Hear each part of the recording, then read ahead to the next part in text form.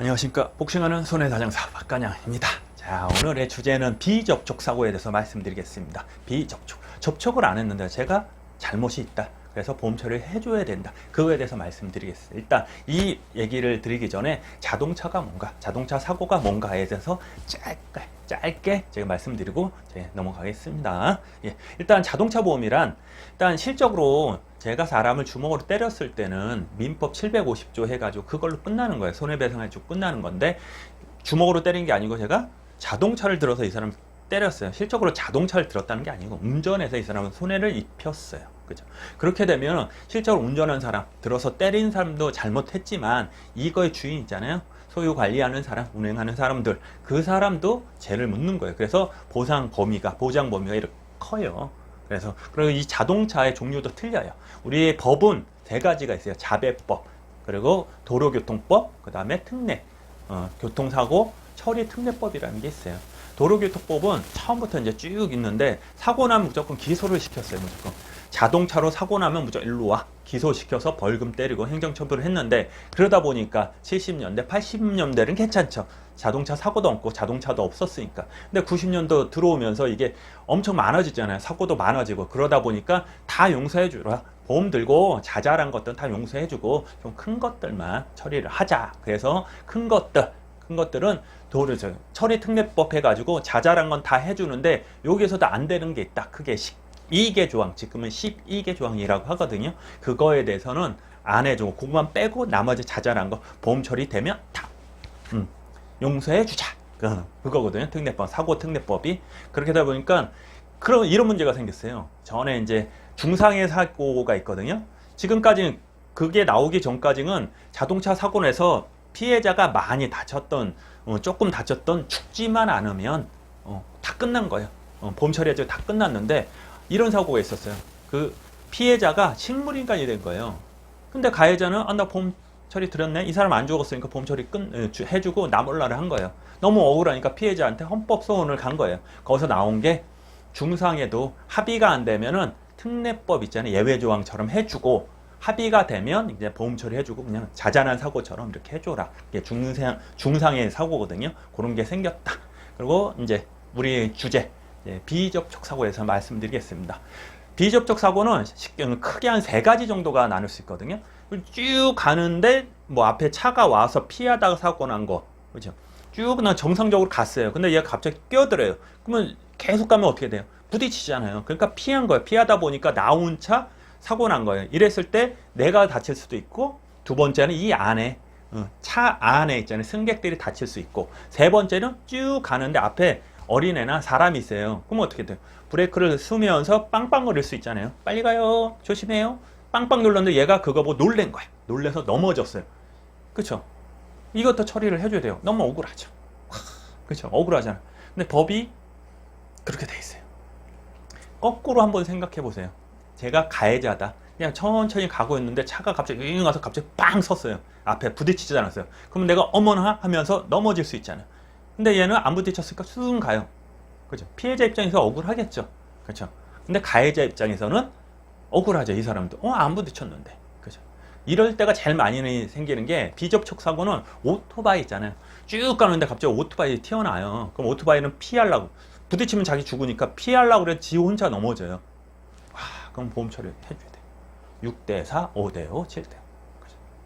근데 여기서 이제 과실 부분에 대해서 이제 많이 궁금해 하시는데 한 가지예요. 딱 과실은 어떻게 산정되냐면 부딪혔을 때, 안 부딪혔을 때 똑같이 보시면 돼요. 원래 껴들기 하면 7대3이잖아요. 껴든 사람이 7이고 직진한 사람이 3인데 비접촉에서 이렇게 피했다.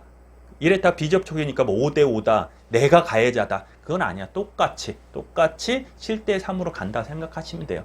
왜냐?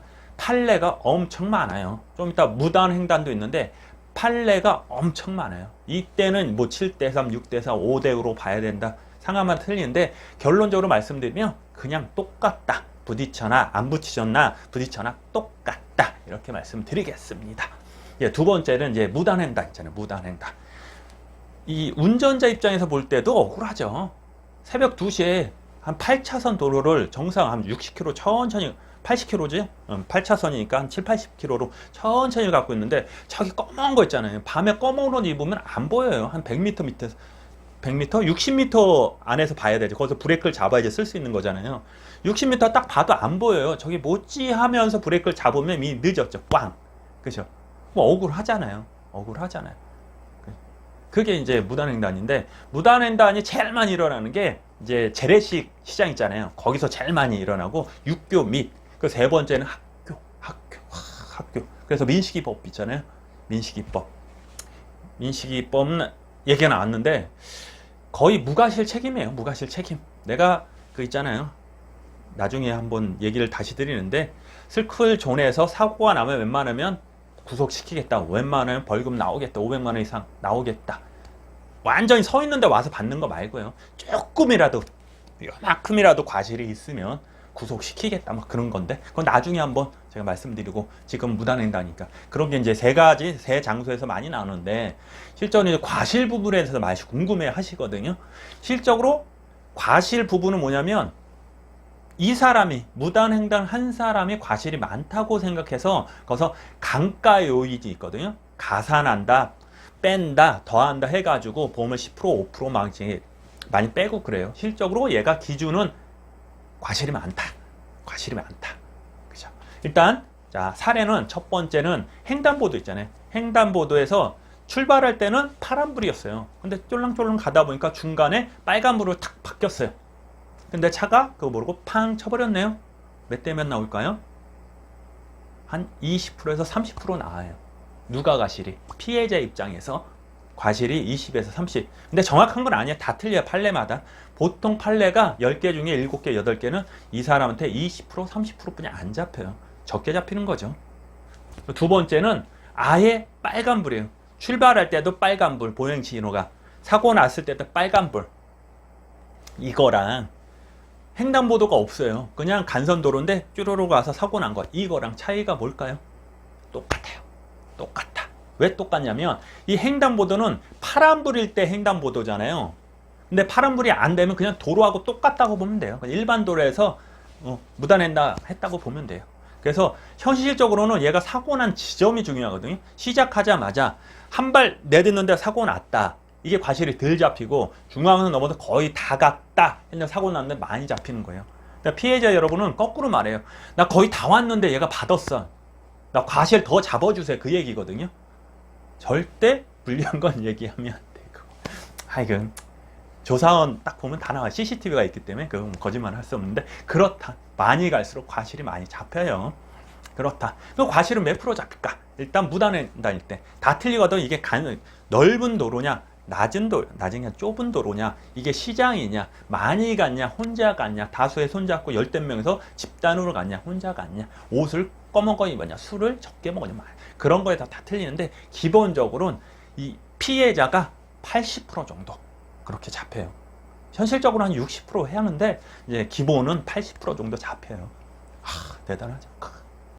비접촉 사고랑 무단횡단에 대해서 말씀드렸는데 안 하시는 게 낫죠. 안 하시는 게 낫죠. 저희 나라는 아직까지는 이제 피해자를 이제 조금 보호한다고 그러는데 실적으로 운전자 입장에서 볼 때도 억울해요. 솔직히 못 피해요, 그거.